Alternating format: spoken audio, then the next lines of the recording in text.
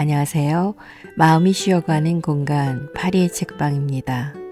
우리는 살면서 닥쳐오는 수많은 인생 문제들을 마주할 때 스스로 한계에 부딪히고 좌절하며 낙담해버리는 경우가 많습니다.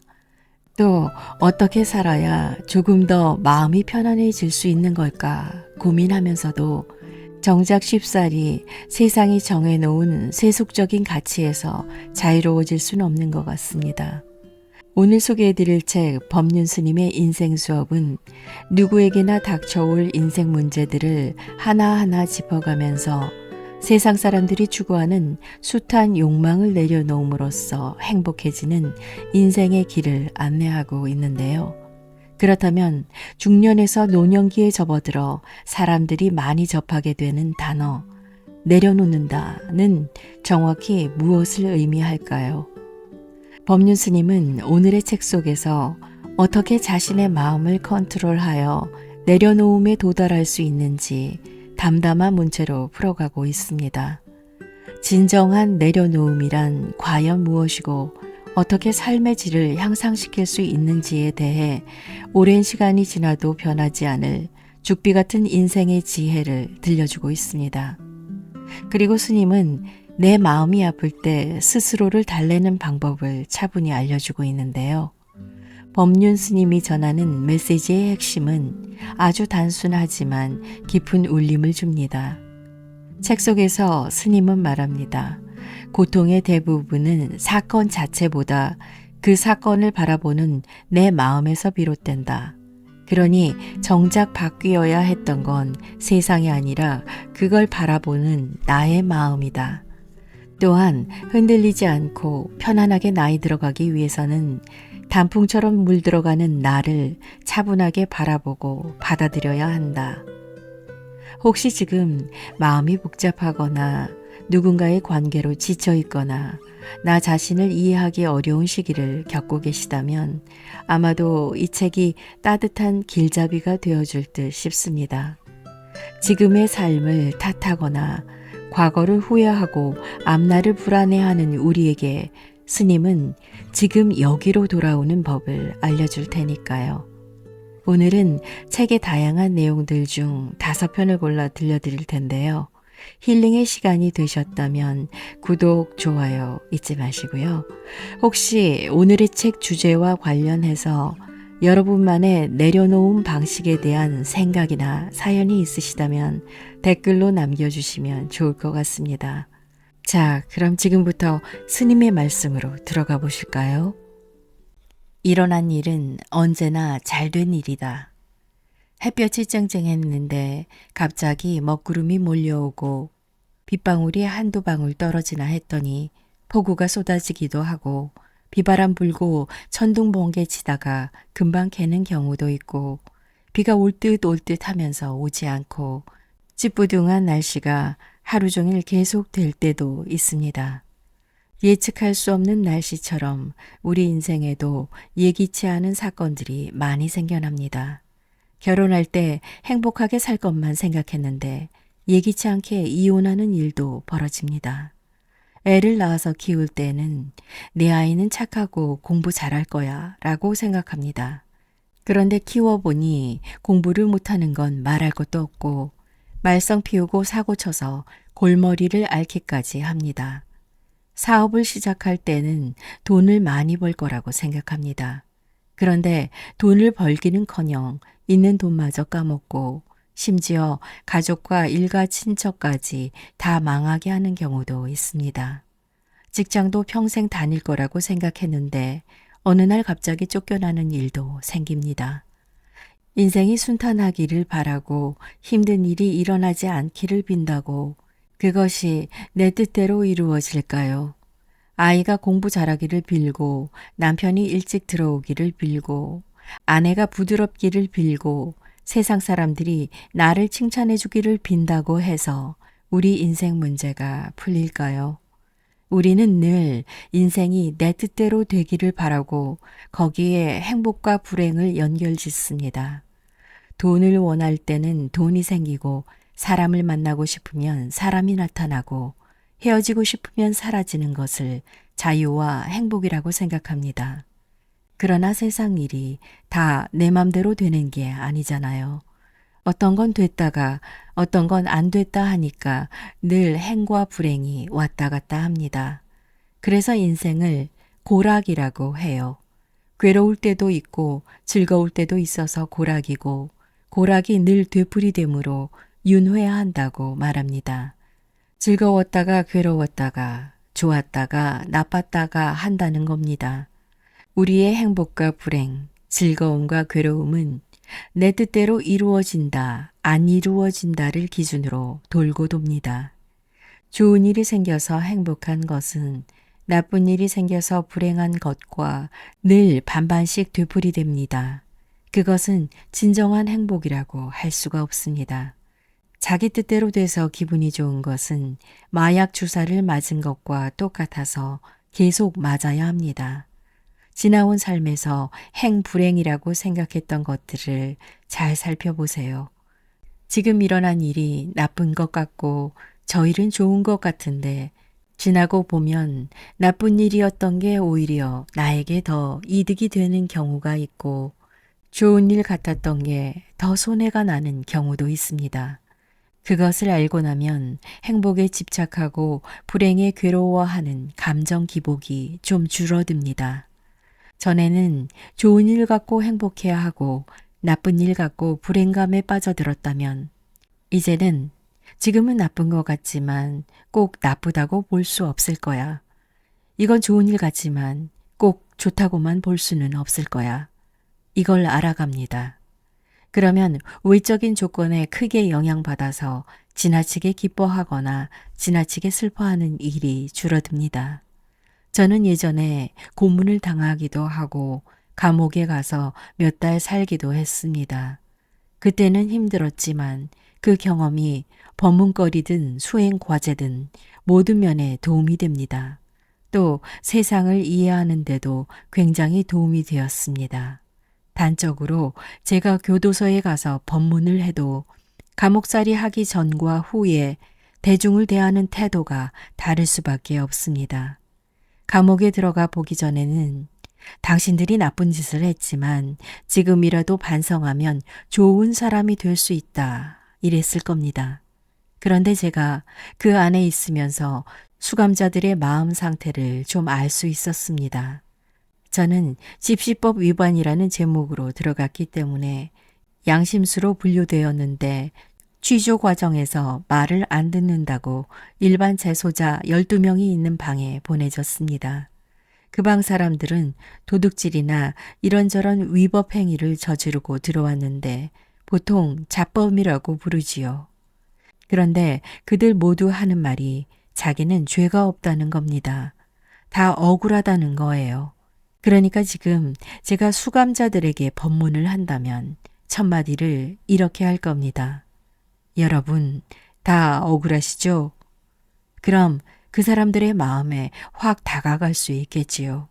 이것은 책을 보고는 얻을 수 없습니다. 직접 감옥에 가보고 수감자들을 만나보면서 얻은 것이기 때문이에요. 그때는 힘들었지만 결과적으로는 많은 것을 배울 수 있는 기회였던 겁니다. 그런 측면에서 우리가 인생을 살아가면서 안 좋다는 일도 꼭 안 좋다고만 볼 수는 없는 거예요. 살아가면서 이런저런 경험을 하니까 나이가 들면 원숙해진다고 합니다. 젊을 때는 한 사건이 일어나면 그게 전부인 줄 알고 울고불고 난리를 쳤는데 지나놓고 보면 그것도 참 좋은 일이었거든요. 실연해서 세상이 무너지는 것처럼 힘들어 했는데 지나고 보니 그 일로 해서 사람 보는 안목이 생기고 연애 심리도 이해하게 됩니다. 자신에게 일어난 일은 긍정적으로 바라보는 것이 좋습니다. 이미 일어나 버렸는데 그걸 부정적으로 생각한다고 해서 바뀌는 건 아니잖아요. 그렇다고 무조건 잘 될 거다 하는 낙관이 아니라 일어나 버린 일은 항상 잘 된 일이다. 이렇게 긍정적으로 보고 거기서부터 출발하면 어느 상황에서든 배울 수 있고 그 풍부한 경험을 토대로 지혜로운 조언도 해줄 수 있게 됩니다. 아들이 주고 간 큰 선물. 우리는 생로병사에서 벗어날 수가 없는데 이런저런 욕심으로 인생에 후회를 남기는 경우가 많습니다. 한 어머니가 아들을 잃고 연거푸 어려운 일이 닥쳤다는 이야기를 했습니다. 수능을 앞둔 아들을 위해서 초파일 보름 전부터 새벽 기도를 했습니다. 새벽 기도를 73일이나 했는데 공부도 잘하고 말도 잘 듣는 착한 아들을 잃었습니다. 그 아들이 간 뒤 작은 아이의 발이 골절되었고 신호 대기하고 있다가 다른 차가 제 차를 쳤는데 이리 엉키더니 제가 가해자가 돼버렸어요. 아이 잃은 것도 힘든데 이렇게 억장이 무너지는 일이 왜 연거푸 벌어지는지 모르겠습니다. 어머니는 아들의 입시를 위해 공부 잘하라고 좋은 대학 가라고 기도했습니다. 그러나 이 아이가 죽을 줄 알았다면 공부가 문제가 아니라 죽지 말고 건강하라고 기도했겠지요. 그러니까 자식이 살아있으면 그것이 얼마나 감사한 것인지 모르고 좋은 대학을 가느냐 못 가느냐를 가지고 욕심을 냅니다. 그런데 자식이 죽고 보니 공부 잘하고 못하고 좋은 대학 가고 안 가고 그런 게 하등 중요한 문제가 아니잖아요. 정말 자식을 생각하는 엄마라면 어떻게 기도해야 할까요? 우리 아이가 살아있어서 감사합니다. 아이가 살아만 있다면 저는 다른 건 아무것도 바라지 않습니다. 그러나 이미 일어난 일은 되돌릴 수가 없습니다. 말도 잘 듣고 착한 아이였으니 좋은 곳에 갔을 거라는 믿음을 갖고 보내야 합니다. 우리 아이는 착하게 살아서 좋은 데 빨리 갔겠구나. 이렇게 생각하는 겁니다. 울고불고 보고 싶어 하면 아이가 엄마 때문에 갈 수가 없으니까 지금이라도 좋은 데 빨리 가라고 기도해 줘야 합니다. 그리고 작은 아이의 다리가 부러진 건 천만 다행이잖아요. 첫째는 죽었는데 둘째는 다리만 부러지고 살아있으니 다행이잖아요. 감사합니다. 다리만 부러지고 살았으니 천만 다행입니다. 이렇게 넘어가면 되겠죠. 자식의 다리가 부러진 걸 두고도 흔들림이 없으면 교통사고 나서 손해 좀 본 것은 아무 일도 아니잖아요. 아이를 잃은 일에 비하면 차를 좀 긁힌 것은 아무 일도 아니니까 앞의 일을 겪으면서 얻은 교훈으로 뒤의 일은 빙긋이 웃을 수 있잖아요. 내가 죽거나 다리가 부러질 일인데 차가 뒤에서 받는 걸로 끝났구나. 좀 긁히는 걸로 액땜했구나. 이렇게 생각하면 별것 아니에요. 그러니 아무 문제가 없다는 겁니다. 연달아서 3번의 죽음을 받아야 할 것을 한 번만 받고 나머지는 하나씩 감해서 갈수록 사건이 작아졌잖아요. 과보가 탕감이 되고 있는 거니까 이제는 얼굴 펴고 생글생글 웃으면서 살면 됩니다. 앞으로는 누가 와서 다리를 걸어 넘어뜨려도 아들 죽고도 사는데 그만한 일에 뭘 못 살겠어요. 말할 수 있어야 합니다. 이제 인생에 겁날 게 없잖아요. 아들 죽고도 싱글싱글 웃고 사는데 재산이 날아간다고 못 살겠어요. 집에 불이 난다고 못 살겠어요. 이게 바로 떠난 아들이 나에게 준 큰 깨달음이고 아들이 나에게 주고 간 큰 선물인 겁니다. 아들 때문에 울고 있으면 아들이 나에게 고통을 주고 간 거고 아들을 통해서 인생의 지혜를 얻으면 아들이 엄마에게 큰 선물을 주고 간 게 됩니다. 어떤 일이 일어날 때마다 이렇게 생각할 수 있잖아요. 우리 아들이 준 선물이구나. 내가 예전 같으면 이런 일에 울고불고 난리칠 텐데 아들 잃고 마음을 깨치고 보니 이런 일은 아무것도 아니구나. 우리에게 일어난 일은 좋은 일도 아니고 나쁜 일도 아닙니다. 일어난 일은 다만 일어난 일일 뿐이에요. 그것을 좋게 생각하면 좋은 일이 되고 나쁘게 생각하면 나쁜 일이 됩니다. 좋은 일, 나쁜 일은 결국 내가 만드는 거예요. 어떤 일을 실패했을 때 그 실패는 좋은 것도 아니고 나쁜 것도 아닙니다. 연애하다 실패하든 사업하다 실패하든 그걸 상처로 갖게 되면 다음 연애나 사업에 두려움이 생깁니다. 또 이런 일이 생기면 어쩌지? 그러면 이게 장애가 됩니다. 제가 고문을 당했는데 그 일을 나쁘게만 생각했으면 저에게 큰 상처가 되고 한이 되었을 겁니다. 그러나 그것을 인생의 경험으로 받아들임으로써 몇 년 수행하는 것보다 더 큰 깨달음을 얻는 기회가 되었습니다. 대부분의 사람은 경험한 것을 주로 상처로 간직하고 있습니다. 그래서 삶이 고달픈 거예요. 어떤 경험을 했든 그것을 항상 교훈으로 삼아서 자산으로 만드는 게 중요합니다. 그런 사람은 어려움을 겪을수록 더 단단해지고 능력도 커집니다. 자녀의 죽음은 비할 바 없이 고통스러운 일이지만 이를 통해서 인생을 깨달으면 이 세상 어떤 사람보다 대범하게 살 수 있습니다. 자식 잃고도 사는데 앞으로 무슨 일을 당한다 한들 못 살 일이 있겠는가. 그래서 세상에 이런저런 일이 일어나도 딴 사람은 중내산에 해도 나는 태연하게 받아들일 수 있는 겁니다. 돌아가셨다면 이미 과거의 일입니다. 아버님이 살아계실 때 자식된 도리를 다하려고 극진히 모셨는데도 막상 아버님이 돌아가시니 황망하고 더 잘해드리지 못했음을 자책하며 괴로워하는 분이 계셨습니다.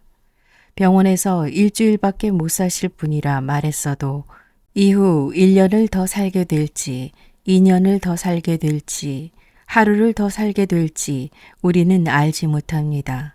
그래서 오래 살게 되면 운동을 더 시켜드릴 걸 하고 후회하고 빨리 돌아가시면 괜히 운동한다고 아버님을 고생스럽게 했다 하고 후회합니다. 그래서 이래도 저래도 후회하기는 마찬가지예요. 어떤 일을 해도 늘 부족한 게 생길 수밖에 없어서 항상 이러면 이것이 문제이고 저러면 저것이 문제가 됩니다. 이것을 부정적 사고라고 해요. 그런데 관점을 바꾸면 아무 문제가 없습니다. 조금 전까지 얘기를 같이 나누다가 갑자기 돌아가시면 고통 없이 돌아가셨으니까 돌아가신 분한테는 좋은 일입니다. 아버님께서 이렇게 편안하게 잘 돌아가셨다 하고 생각해야 합니다. 그런데 우리는 섭섭하게 받아들입니다. 자꾸 내가 섭섭한 것만 생각하는데 사실 아버님의 입장에서 생각해 보면 편안하게 돌아가시는 게 중요하잖아요. 아버님이 막 고통을 겪으면서 시간을 끌면 자식들은 간호하는 게 너무 힘들어서 지칩니다. 그래서 이렇게 힘들게 사실 바에야 차라리 돌아가시는 게 더 낫겠다 하는 생각까지 듭니다. 그럴 때 돌아가시면 갑자기 돌아가셨다는 말을 절대로 안 합니다. 돌아가실 때가 되어서 돌아가셨다 하고 얘기하죠. 자식의 정을 끊으려고 부모가 긴 고통의 시간을 감내해야 했던 겁니다. 병환을 오랫동안 앓고 있다고 해서 빨리 돌아가셨으면 좋겠다고 생각할 필요도 없고 조금 전까지 얘기 나누다가 금방 돌아가셨다고 아쉬워할 필요도 없습니다. 왜냐하면 부모의 생사는 내가 어떻게 생각하는지와는 아무 관계없는 일이기 때문입니다. 내가 후회한다고 다시 살아나는 것도 아니고 돌이킬 수도 없는 일입니다. 그래서 아버님이 갑자기 돌아가셨을 때는 그동안 고생하고 사셨는데 이렇게 편안하게 돌아가셨으니 참 잘 됐습니다. 아버님, 이제 편안하게 가십시오. 자식이 똥오줌 받아내는 것에 미안해야 할 필요도 없고 얼마나 좋습니까? 이렇게 항상 일어난 일을 긍정적으로 보는 자세가 필요합니다. 아버님을 좀 더 편안하게 해드렸으면 좋았을 텐데 하고 아쉬워할 수도 있는데 그런다고 해결되는 것은 아무것도 없습니다. 나만 괴로울 뿐이죠. 이미 지나가 버린 일을 붙잡고 이랬으면 좋았을 텐데 하고 바라는 것은 아무 의미 없는 어리석은 행위입니다. 이미 일어나 버린 일은 받아들이는 게 중요합니다. 예를 들어 길을 가다가 넘어져서 컵에 물을 반쯤 쏟았어요. 안 넘어졌으면 안 쏟았을 거 아니야 하거나 절반이나 쏟다니 하고 후회한다고 해서 쏟아진 물이 다시 담기지는 않습니다. 절반을 쏟았으면 넘어졌는데도 컵에 물이 절반이나 남아서 참 다행이다. 이렇게 생각하는 것이 일어난 일은 똑같지만 나한테 더 좋습니다. 기도하고 법당 계단을 내려오다 넘어져 다리가 하나 부러졌다면 기도해도 소용없네. 이렇게 생각하지 말고 기도했더니 한 다리만 부러졌네. 한 발로라도 걸을 수 있어. 참 다행이다. 이렇게 생각하는 게 낫다는 겁니다. 이미 일어나 버린 과거의 일을 긍정적으로 받아들일 때 인생이 행복해집니다. 우리는 한 치 앞도 못 봅니다. 하물며 지나간 일 때문에 지금을 놓쳐서야 되겠습니까? 잘 물든 단풍은 봄꽃보다 아름답다. 봄에는 산과들의 온갖 꽃이 아름답게 피어납니다. 꽃만 아름다운 게 아니라 봄철에 새로 움트는 새싹들도 참 아름답습니다. 새싹들은 여름에 무성해지다가 가을이 되면 단풍이 들고 결국은 가랑잎이 되어 떨어집니다. 이 모습을 보면서 흔히 떨어지는 가랑잎이 쓸쓸하다고 합니다. 그런데 과연 떨어지는 가랑잎이 쓸쓸한 걸까요? 아닙니다. 바로 그걸 보는 내 마음이 쓸쓸한 거예요. 가랑잎을 보면서 찬란했던 내 젊음도 저 가랑잎처럼 쓰러져 가는구나 하고 나이 들어가는 내 인생을 아쉬워하는 겁니다. 봄에 피는 꽃, 새싹만 예쁠까요? 가을에 잘 물든 단풍도 무척 곱고 예쁩니다. 봄에 꽃놀이를 가듯이 가을에는 단풍을 보려고 단풍놀이도 많이 가잖아요. 아무리 꽃이 예뻐도 떨어지면 아무도 주워가지 않지만 가을에 잘 물든 단풍은 책 속에 고이 꽂아서 오래 보관도 합니다. 우리의 인생도 나고 자라고 나이 들어가는데 잘 물든 단풍처럼 늙어가면 나이 들미 결코 서글프지 않습니다. 자연이 변화하듯 편안하게 늙어가면 그 인생에는 이미 평화로움이 깃들어 있습니다. 그렇듯 아름답게 물들려면 어떻게 해야 할까요? 아둥바둥 늙지 않으려는 욕망을 내려놓고 나이 들어가는 것을 담담히 받아들일 수 있어야 합니다. 노후를 아름답게 잘 마무리해야겠다는 생각마저도 없이 변화에 순응하는 겁니다. 나이 들면 드는 대로, 늙으면 늙는 대로, 병이 나면 병 나는 대로, 머리가 휘어지면 휘어지는 대로, 주름살이 생기면 주름살이 생기는 대로, 또 아파서 걸음걸이가 불편하면 그동안 많이 부려먹었으니까 고장날 때가 됐지 하면서 받아들이는 거예요. 자기에게 주어진 처지를 받아들인 사람의 얼굴은 무척이나 편안합니다. 그러면 다른 사람들도 저분은 나이가 들어도 참 밝고 당당하게 사는구나 여깁니다. 그런 모습이 바로 잘 물든 단풍이 아름답듯이 늙음이 비참해지지 않고 초라해지지 않고 순리대로 잘 늙어가는 거라고 볼 수 있습니다. 잘 물든 단풍이 되기 위해서는 무엇보다 지나침을 경계해야 합니다. 과욕을 부리지 않아야 하는데 나이 들어 과한 것은 항상 부작용이 따릅니다. 젊을 때는 무리해도 금방 회복이 되지만 나이 들어서 지나치면 이겨내지를 못합니다. 첫째, 과식을 하면 안 됩니다. 젊을 때는 많이 먹어도 소화제 먹으면 금방 괜찮아집니다. 그런데 나이가 들면 소화력이 떨어지기 때문에 많이 먹으면 병이 나서 팍 늙어버립니다. 아무리 맛있어도 과식하면 안 되고 적당히 먹어야 합니다. 둘째, 과음하면 안 됩니다.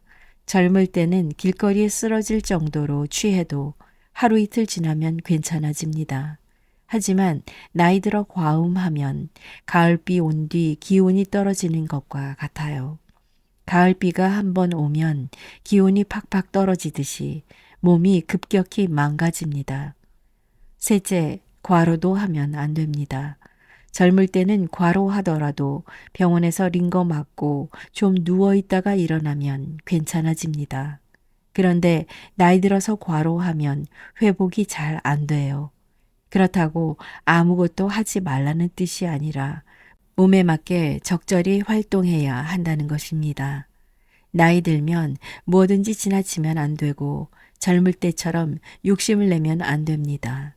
젊을 때 이것도 하고 저것도 하면 젊은이가 용기가 있고 의욕이 있다라고 말합니다. 또 큰 욕심을 내어 무엇을 하려 하면 세상 사람들이 포부가 크다라고 말해줍니다. 그런데 나이가 들어서 그런 생각을 하면 노욕이라고 하는데 좀 추하게 욕심을 부린다는 뜻이거든요. 그리고 젊을 때는 격렬하게 주장해도 결과가 좋은데 나이가 들면 어떤 주장도 격렬하게 하기보다 평화적으로 설득하고 점잖음을 유지해야 나도 좋고 세상에도 이익이 됩니다. 나이가 들면 자꾸 일을 벌이고 계획을 세워서 무언가를 하려고 할 게 아니라 정리를 해 나가야 합니다. 인생을 포기한다는 게 아니고 열매를 맺는 과정이기 때문에 잔가지들을 정리하면서 잘 마무리를 해야 한다는 것입니다. 또한 나이 들어감을 한탄하거나 나이를 인정하지 않고 젊어지려고 애쓸 게 아니라 단풍처럼 물들어가는 나를 차분하게 바라보고 받아들이는 여유를 가질 필요가 있습니다. 그러면 자연스레 욕심을 하나하나 내려놓을 수 있게 됩니다. 진실로 그 행복과 불행, 다른 사람이 만드는 것 아니네. 우리는 노후에 대해 막연히 불안해합니다. 그래서 행복한 노후를 위해 무엇을 해야 하느냐고 묻습니다. 그러나 행복한 노후를 위해서라는 건 없습니다. 지금 그냥 행복하면 되는 겁니다. 계단을 내려가다가 미끄러져서 한쪽 다리가 부러질 때 부러진 다리를 잡고 아이고 재수없어 법문까지 들었는데 다리가 부러지네. 이렇게 생각하면 지금 기분이 나쁜 거고 반대로 안 부러진 다리를 잡고 오늘 2개 다 부러질 수도 있었는데 법문 듣고 나서 다리 하나만 부러졌네. 이렇게 생각하면 지금 기분이 좋습니다. 긍정적으로 보면 늘 행복한 겁니다. 행복한 노후라는 걸 따로 준비할 게 없어요. 언론에서 준비하지 않으면 노후가 불안해진다. 이렇게 해야 노후가 행복해질 수 있다는 말을 들으니까 뭔가 해야 하지 않나 하는 생각이 들어서요. 행복을 위해 준비해야 한다는 것은 한 번도 행복해 보지 못한 사람들이 하는 이야기입니다. 우리가 흔히 행복하기 위해서 준비만 하다가 죽을 때까지 한 번도 행복해 보지 못한 채 죽습니다. 그러니 준비할 것도 없어요. 바로 지금부터 행복해야 합니다.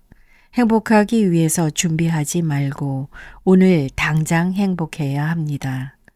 오늘 행복하지 못한 사람은 내일 행복할 수가 없고 이 생에서 행복하지 못하면 설령 저생이 있다 해도 행복할 수가 없습니다. 지금 살면서 늘 불평불만인 사람은 천당에 가도 불평불만이 있습니다. 여기서는 극락에만 가면 행복할 것 같아도 막상 가보면 거기에서도 괴로울 수 있어요. 어디를 가도 저절로 행복해지는 데는 없습니다. 지금 여기에서 행복해야 합니다. 그럼 어떻게 해야 행복할까요? 제가 여러분을 부러워해서 나도 결혼했으면 얼마나 좋을까. 자꾸 이런 생각하면 지금 괴롭겠죠. 근데 여러분은 둘이 살면서 맨날 나도 혼자 살면 얼마나 좋을까. 스님처럼 마음대로 돌아다니면 얼마나 좋을까. 이런 생각을 하면 자신이 괴롭습니다. 혼자 사는 스님은 보란 듯이 혼자 사는 것에 자긍심을 가지고 살아야 하고 결혼한 분들은 스님이 약오를 만큼 재미있게 결혼 생활을 해야 합니다. 그래야 각자 자기 삶을 잘 사는 거예요. 인연 따라서 늙으면 늙어서 좋고 살면 살아서 좋고 죽으면 죽어서 좋아야 합니다. 그래야 이승에서도 극락에 살고 저승에 가서도 극락에 살아요. 이승은 지옥같이 살고 저승에서 극락 가겠다는 건 이치에 맞지 않습니다. 한국에 사는 사람은 한국에서 행복하게 살아야 이곳이 극락입니다. 그런 사람은 미국에 가도 행복하게 살 수 있습니다. 그러나 여기에서 불평불만 투성이인 사람은 극락에 보내놓아도 불평불만이에요. 불평하는 사람은 어디를 가도 불평을 합니다. 그러니까 지옥이나 극락이 어디 따로 있는 게 아니라 내 마음이 행복하면 극락이고 내 마음이 괴로우면 지옥인 겁니다. 말끝마다 누구 때문에 못 살겠다, 누구 때문에 괴롭다고 하는데 조금만 깊이 살펴보면 행복과 불행은 자기가 만듭니다. 자기를 불행하게 만드는 사람은 극락에 가도 불행하고 자기를 행복하게 만드는 사람은 지옥에 가도 행복합니다. 자기를 행복하게 만들려면 항상 현재의 자기 삶에 만족할 줄 알아야 합니다. 아침에 일찍 일어나면 일찍 일어나서 좋고, 참선할 수 있으면 참선할 수 있어서 좋고, 절할 수 있으면 절할 수 있어서 좋고, 밥 먹으면 밥 먹어서 좋습니다. 북한에서는 지금 밥 못 먹는 사람이 엄청나게 많은데 굶지 않고 밥 먹는 것만 해도 고마운 일이잖아요.